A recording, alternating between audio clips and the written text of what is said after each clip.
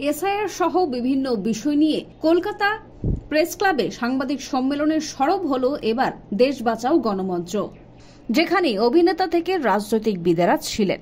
কেউ এসআইআর নিয়ে, কেউ আবার শুভেন্দু অধিকারীকে নিয়ে, এমনকি নরেন্দ্র মোদীকে নিয়েও হলেন সরব। কি বললেন ওনারা শুনে নেব। পশ্চিমবঙ্গে এসআইআর ঘোষণা হওয়ার পর থেকে আমরা প্রথম মর্মান্তিক খবরটা পেলাম, পানিহাটির প্রদীপ কর আত্মহত্যা করেছে। তারপর আবার খবর হলো আমাদের বীরভূমে একজন আত্মহত্যা করেছে, তারপরে ব্যারাকপুরে একজন আত্মহত্যা করেছে, এবং তার আগেও এই এসআইআর এর আগেও আমরা দেখেছি রিজেন্ট পার্কে দিলীপ কুমার সাহা নামক একজন আত্মহত্যা করেছিলেন এই এনআরসির ভয়। আজকে হিন্দু বাঙালিদের মধ্যে আতঙ্ক কেন? সামান্য যে বাংলা সম্বন্ধে জ্ঞান রাখে, সামান্য যে বাংলার ইতিহাস জানে, সে জানবে যে এই উদ্বাস্তু সমস্যা, যে উদ্বাস্তুরা বিভিন্ন সময় বাংলায় এসেছে, তারা মূলত হিন্দু বাঙালি। তো আজকে এসআইআর করে যে আক্রমণ নামানো হয়েছে, আমরা যে বিরোধী দলনেতার কাছ থেকে শুনছি বারবার 2 কোটি মানুষকে তাড়ানো হবে। 2 কোটি মানুষ সংখ্যাটা আপনারা শুনেছেন সকলে, আবার মনে করিয়ে দিই, পশ্চিমবঙ্গে যে মতুয়া মানুষরা থাকে তাদেরও সংখ্যা কিন্তু 2 কোটি। উনি কি বলতে চাইছেন? আজকে এসআইআর এর নামে যে জিনিসটা শুরু হয়েছে সেটা হচ্ছে বাঙালিকে, হিন্দু বাঙালিকে, মুসলমান বাঙালিকে রাষ্ট্রহীন করে দেওয়া। যে এনআরসি প্রক্রিয়া আপনারা আসামে দেখেছিলেন, আসামে যে নামের তালিকা বাদ গেছিল তাতেও কিন্তু সংখ্যাগরিষ্ঠ হিন্দু বাঙালি ছিল। দেখা যাচ্ছে যে তাহলে এই রোহিঙ্গা এবং বাংলাদেশিদের ভোটে তিনি প্রধানমন্ত্রী, তাহলে তার উচিত পদত্যাগ করা। এবং সাথে সাথে এই যে এসআইআর, এটা সারা দেশে একসাথে করা, এটা কেন শুধু বাংলা, বিহার এবং যেখানে ওরা হেরে দিতে পারে সেই সব জায়গায় করা হচ্ছে। এবং এর সাথে হতে পারে যে বাংলা এবং বিহার এর অ্যাসেম্বলি ভোটও একসাথে হোক, অর্থাৎ সারা দেশে ওরা যেটা চাইছে সেটাই হোক, যে একটা পার্লামেন্ট ভোট এবং তার সাথে বাংলা এবং বিহারের অ্যাসেম্বলি ভোট একসাথে হোক। দেখা যাক হোয়াট ইজ হোয়াট, কি হয়। আর একটা বিষয় হচ্ছে যে বিহার, বাংলা তাকে টার্গেট করে বিদেশি শাসিত রাজ্য বা যেখানে হেরে যাওয়ার সম্ভাবনা প্রবল এমন ভারতীয় রাজ্যে এসআইআর কেন, এটা সারা দেশে একসাথে। আরো বিষয় হচ্ছে যে এটা এনপিআর, এনআরসি এবং সিএ প্রক্রিয়াকে কিন্তু দূরে সরিয়ে রেখে এসআইআরকে সামনে আনা, আসলে ওই প্রক্রিয়াগুলোকে আবার চালু করা। সকলের জন্য ভোটাধিকারের দাবি ইউনিভার্সাল অ্যাডাল্ট ফ্র্যাঞ্চাইজ ভারতবর্ষে আনা হবে, সেই দাবি প্রথম লিখিত আকারে আমরা দেখতে পাচ্ছি। 1935-এ একই দাবি তুললেন আম্বেদকর এবং স্বাধীন ভারতের সংবিধানে সেই আদর্শই প্রতিফলিত হয়েছে। আমি এই ইতিহাসের কথাটা বললাম শুধু এই জন্য নয় যে আমি ইতিহাসের ছাত্রী, এই জন্য যে আমি বর্ধমান বিশ্ববিদ্যালয়ে ইতিহাস পড়াচ্ছি গত 27 বছর। এই বিশ্ববিদ্যালয়ে, বর্ধমান বিশ্ববিদ্যালয়ে যিনি প্রথম উপাচার্য আপনারা অনেকেই জানেন, তার নাম সুকুমার সেন। এই সুকুমার সেন আইসিএস সুকুমার সেন।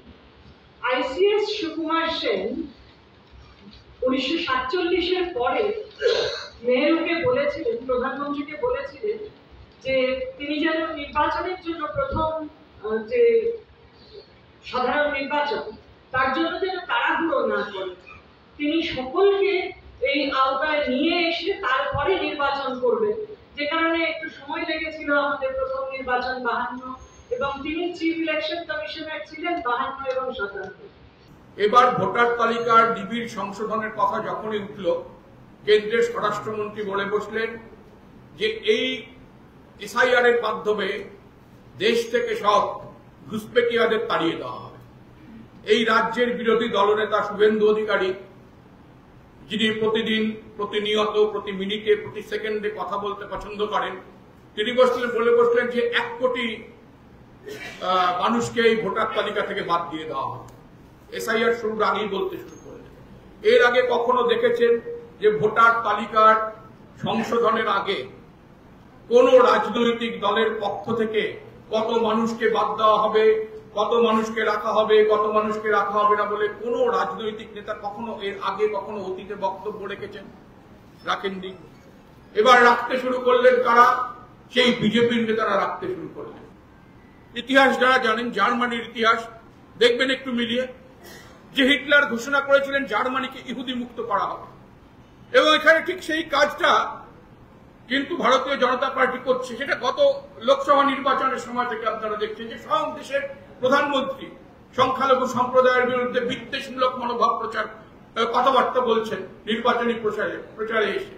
দেশের স্বরাষ্ট্রমন্ত্রী বলছেন যে ছাড় পোকার মতো পিছে মারব, এবং তারপর নানা রকম অনুপ্রবেশকারী, রোহিঙ্গা ইত্যাদি তথ্য ছড়িয়ে দেওয়া হয়েছে। কত অনুপ্রবেশকারী আছে তার হিসাব ইউনিয়ন সরকারের কাছে আছে, শুভেন্দু অধিকারীদের কাছে আছে? নেই। পশ্চিমবঙ্গের মানুষকে, বাংলার মানুষকে, বিহারের মানুষকে সেটা তো মেনে নেওয়া যাবে না। এই যে এতগুলো মানুষকে বাদ দিলেন বিহারে ভোটার তালিকা থেকে, একজন অনুপ্রবেশকারীকে চিহ্নিত করতে পেরেছেন জ্ঞানীশ কুমাররা? বলতে পেরেছেন বাদ যাওয়া এই লোকগুলোর ভেতরে এরা অনুপ্রবেশকারী, এরা রোহিঙ্গা? বলতে পারেননি তো। কিসের ভিত্তিতে বাদ দিচ্ছেন? যদি বলতে না পারেন তাহলে ধরে নেব যারা ভারতীয় নাগরিক, ভারতীয় নাগরিকের ভোটাধিকার কেড়ে নেওয়ার অধিকার অমিত শাহ, জ্ঞানীশ কুমারদের কেউ দেয়নি। পাশাপাশি এদিন আমাদের ক্যামেরার মুখোমুখি হন অভিনেতা বিভান ঘোষ। কি বললেন এসআইআর নিয়ে শুনবো। এবং পরিষ্কার সেটা বোঝাই যাচ্ছে যে আজকে এসআইআর বলুন, আজকে ওই যে মানে এসআইআর এর ব্যাপারটা তাড়াহুড়ো করে কেন করা হচ্ছে, আগে প্রত্যেক মানে মানুষকে এটা বুঝতে হবে। আজকে মানুষ সেটা বুঝতে, যারা যারা মানে ভুগছে ব্যাপারটাকে তারা বুঝতে পারছে। আজকে দেখুন, বিজেপি কোনো মতেই বাংলাতে তৃণমূল কংগ্রেসকে সরাতে পারছে, যেটা একদম পাপি ভাষায় আমি বলছি। সেটা আমরা 21-এর ভোটে দেখেছি, সেটা আমরা 24-এর ভোটে দেখেছি, নানান রকম উপনির্বাচন, পৌরসভা ভোট সবেতেই দেখেছি যে বিজেপি যাই প্ল্যান করেছে সবই একদম মানে থোতামুখ ভোতা হয়ে গেছে। এবার বিজেপি কি করবে? এখানে যদি আসতে হয় ভোটার, তৃণমূলের যে ভোটার সংখ্যা সেটা কমাতে, তার উদ্দেশ্য তো মুখে বলছে হয়তো আমরা হিন্দুর দল, মুসলিমকে সরাবো আমরা, কিন্তু না, ওরাও জানে যে শুধু মুসলিম সরালে হবে না, হিন্দুর সংখ্যাও প্রচুর যারা ভোট দেয়। ওই জন্য এসআইআর এর মাধ্যমে ওরা নানান রকম ভাবে, আজকে দেখুন হিন্দুরাই বেশি সাফার করছে। কেন? সুইসাইড করছে হিন্দুরা। আমরা সোদপুরেই আমরা কদিন আগে দেখেছি সুইসাইড করেছে। তো মেন উদ্দেশ্য হচ্ছে সুসাইড নোটটা যে লিখে গিয়েছে, ওনার তো ডান হাতের আঙ্গুলই নেই, উনি সুসাইড নোটটা লিখে, সেটা তো ইনভেস্টিগেশন হবে। অনেকে আমি আঙ্গুল ছাড়াও লিখে দেবো, দিন আমি লিখে দিচ্ছি। আঙ্গুল ছাড়া কি করে, এই আঙ্গুল ছাড়া কি করে লেখা যায় সেটা আমি লিখে দিচ্ছি। তো লেখা যায়, অনেক কিছুই করা যায়। যখন মানুষ মৃত্যু মুখে থাকে অনেক কিছুই করে। তো সেটা তো ইনভেস্টিগেশনের ব্যাপার, সেটা তো আমি বলতে পারি না। তো সেখানে এটা পুরোটাই ষড়যন্ত্র হচ্ছে, তাও এসব করেও আলটিমেটলি বিজেপি কিছুই করতে পারবে না।